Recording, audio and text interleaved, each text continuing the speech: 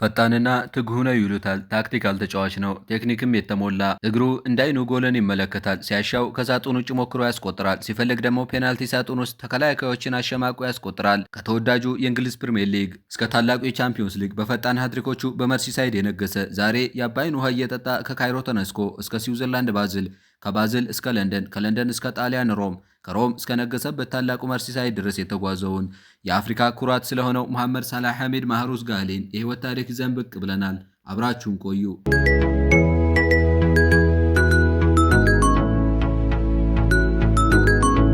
1 ሜትር ከ75 ሴንቲሜትር የሚረዝመው ግብፃዊ ሜሲ እንደ አውሮፓውያኑ አቆጣጠር በጁን 15 1992 ምትሃታዊ እግሩን ሊያሳየን በግብፅ ባስዩን ከተማ በምትገኘው አሁን ላይ 9000 ያህል ሰዎች በሚኖሩባት ናግሪግ መንደር ተወለደ። የተወለደበትን መንደር ተገን በማድረግ የናግሪግ ልጅ በመባል የሚታወቀው ሳላህ ከወንድሙ ከናስር ሳላህ ጋር በመሆን በመንደሯ እድገቱን ማድረግ ቻለ። በመንደሩ ከወንድሙ ጋርና ከቤተሰቦቹ ጋር እድገቱን ያደረገው ሳላህ ገና በ17 ዓመቱ ከወንድሙ ጋር በመሆን እግር ኳስን የጀመረ ሲሆን ከኳስ መጫወት ባለፈ ምሽት የእሱ አይዶል የሆኑትን ብራዚላዊ ሮናልዶ ናዛሪዮ፣ ዚነዲን ዚዳንና ቶቲን በቻምፒዮንስ ሊጉ በመመልከት የልጅነት ጊዜውን ማሳለፍ ጀመረ። መሐመድ ሳላህና ወንድሙ ናስር የቤተሰቡ ብቸኛ የኳስ ወዳጆች አልነበሩም። አባታቸው ሳላህ ጋህሊ እና ሁለት አጎቶቻቸው ከኳስ ወዳድነት ባለፈ የመንደራቸውን የናግሪግ ወጣት ቡድንን በወጣትነታቸው ማገልገል ችለዋል። ሳላህም እንደ ቤተሰቡ በልጅነቱ በኤልሞ ካውሊዮን ፕሮፌሽናል እግር ኳስን በ14 ዓመቱ ጀመረ። በወቅቱ የኤልሞ ካውሊዮን አሰልጣኝ ሳይቀር ስለ ሳላህ እምቅ ችሎታ ለተከላካዮች ፈታኝ የሆነ ተጫዋች ነው ሲሉ የመሰከሩለት ሲሆን ሳላህ በአሰልጣኙ ከተመሰከረለት በላይ አሪፍ ጊዜን በክለቡ ማሳለፍ ቻለ።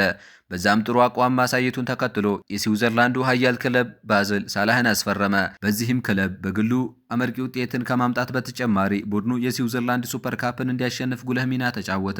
ታዲያ በዚህ ሰዓት ነበረ በሰማያዊዎቹ ቤት ጌታ ሮማን አብርሃሞቪች አይን ስር የወደቀው።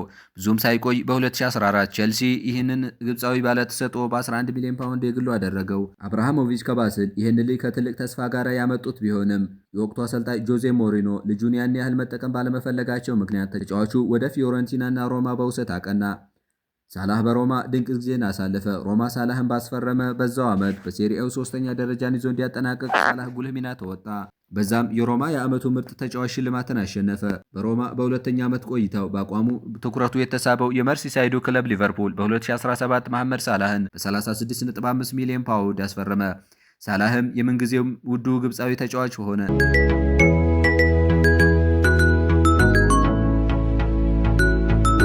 ሳላህ ወደ ሊቨርፑል በመጣበት ዓመት የሊጉ ከፍተኛ ግብ አስቆጣሪነት ሽልማትን አሸነፈ። ሳላህ ከዛም አልፎ በዛው ዓመት የፕሪሚየር ሊጉ የዓመቱ ምርጥ ተጫዋች በመባል ቻለ።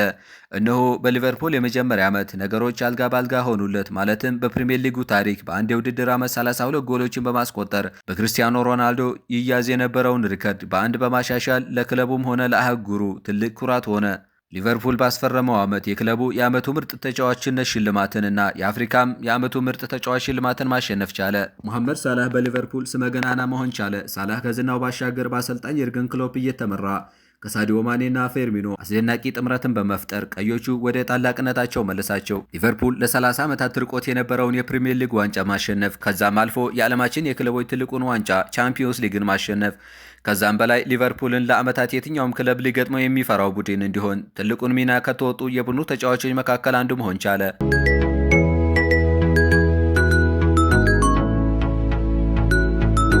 በዚሁ ዓመት ሳላህ የግብፅ ፖለቲካን በምትሃታዊ እግሮቹ አስተካከለ። ግብፅ ከሁለት አስርት ዓመታት በላይ ከዓለም ዋንጫ ርቃ የነበረ ቢሆንም ይሄ ድንቅ ልጃቸው ሀገሩን ከረጅም ጊዜ በኋላ ወደ ዓለም ዋንጫ በማሳለፍ ሁለት ተጫኳይ ብሔርተኞችን በአንድነት ተቃቅፈው ለሀገራቸው እንዲዘምሩ አስቻለ። በ2018 ክለቡ ሊቨርፑል የአውሮፓ ቻምፒዮንስ ሊግ የፍጻሜ ተፋላሚ በማድረጉና ለሀገሩ ባደረገው ትልቅ ገድል ምክንያት በባላንዶር ሽልማት ላይ 3ኛ ወጣ። ሞ ሳላህ ከእግር ኳስ ብቃቱ በተጨማሪ ብዙሃን የታላቅ ስብዕና ባለቤት ነውም ይሉታል። በአንድ ወቅት አንድ ሌባ የሳላህን ቤት ለመዝረፍ በሚሞክርበት ሰዓት ተያዘ። በዛን ሰዓት አባቱ ሌባውን ከሶ ለማሳሰር ሲጥር፣ ሳላህ ግን ካለበት መጥቶ ሌባውን በመክሰስ ወይም በማንቋሸሽ ፋንታ ችግሩን ጠይቆት የሚያስፈልገውን ያህል ገንዘብ ሰጥቶት ነበር። በእግር ኳሱ የነገሰው መሐመድ ሳላህ ከእግር ኳስ ውጭም የተስተካከለና የተረጋጋ ሕይወት እንዳለው ይነገራል።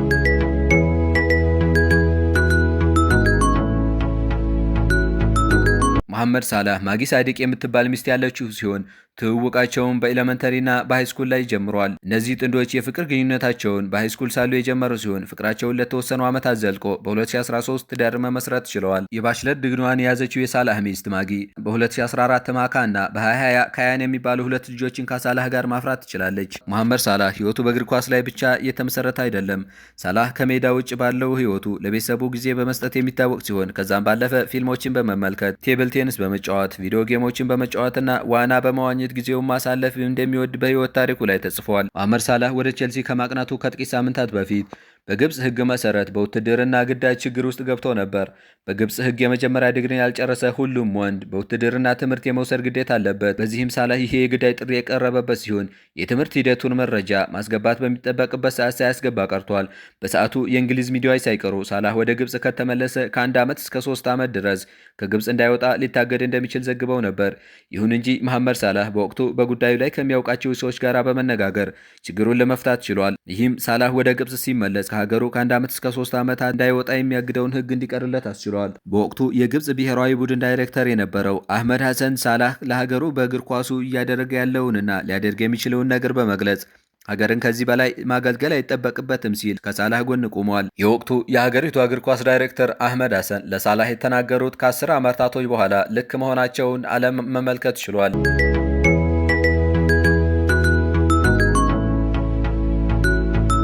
ሳላህ ምንም እንኳን ለሀገሩ የአፍሪካ ዋንጫን ባያመጣም በ2017 እና በ2021 ለፍጻሜ አብቅቷቸው ዋንጫውን ቢያጡም በዓለም ላይ ግብፅ ስትነሳ መሐመድ ሳላህ ሲነሳ ግብፅ መነሳቷ አይቀሬ እንዲሆን ማድረግ ችሏል። በቡድን ለሀገሩ ስኬትን ያላመጣው ሳላህ በእያንዳንዱ እንቅስቃሴው ከስሙ ጋር ሀገሪቷን ከፍ ማድረግ ችሏል። ሳላህ ከሀገሩ ግብፅ አልፎም በየሽልማት ስነ ስርዓቱ ላይ በትልልቅ ግጥሚያዎች ሳይቀር የአፍሪካንም ስም ማስጠራቱን ችለዋል። ሞ ሳላህ ለሊቨርፑል ከ100 በላይ ጎሎቹን ካስቆጠሩ ጥቂት ተጫዋቾች መሃል አንዱ ነው። በሊቨርፑል የፕሪሚየር ሊግ ዋንጫ፣ የፊፋ የክለቦች የዓለም ዋንጫ፣ የአውሮፓ ሱፐር ካፕ እና ግዙፉን የአውሮፓ ቻምፒዮንስ ሊግ ዋንጫን ከፍ አድርገዋል። ሊቨርፑላውያን ለእኛ እየተጫወተ በመሆኑ እንኮራለን ይላሉ። በአንፊልድ ከዩዊል ኔቨር ወካልን በመቀጠል ለሞ ሳላህ ይዘምራሉ። ሞ ሳላህ ረኒንግ ዳውን ዘ ዊንግ፣ ሞ ሳላህ ዘ ኢጂፕሽያን ኪንግ። ይህ ሁሌም በአንፊልድ የሚዘመርለት ነው። በዝና ጣሪያ ነካሁ ብሎ ለነገ መስራቱን አያቆምም ይላሉ።